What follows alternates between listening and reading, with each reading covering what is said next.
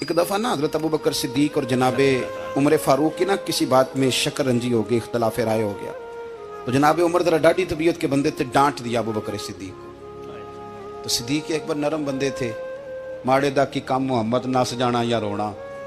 तो वो गा के ना तो पहले घर रोए, फिर हुजूर के पास चले गए।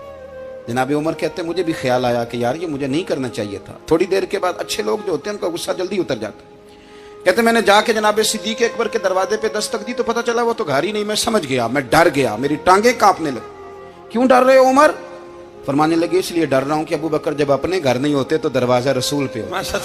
सारी बात तो सुना दी होगी। फरमाते मैं नबी पाक की बारगाह में पहुंचा, सामने अबू बकर बैठे हैं, पुश्त मुबारक मेरे करीम रसूल की काबे की जानब, चेहरा सिद्दीक अकबर की जानब, दोनों की गर्दनें झुकी हुई।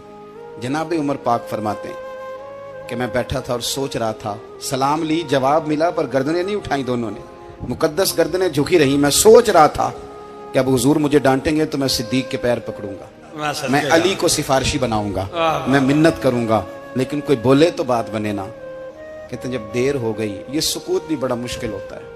ओहो, अगर कभी वो चुप कर जाए तो ये भी बड़ा मसला है, महबूब भी चुप कर जाए।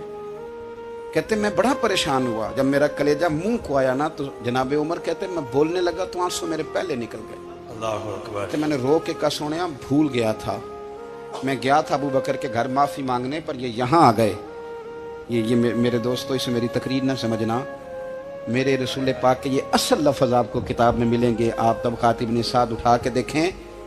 जनाबे उमर कहते हैं मैंने अर्ज की हुजूर मैंने गलती समझ ली थी, मैं गया था अबू बकर के घर, हुजूर मैं भूल गया था। फरमाते हैं नबी पाक ने जब गर्दन मुबारक उठाई तो हुजूर की दाढ़ी आंसुओं से भरी हुई। और लफ्ज क्या थे?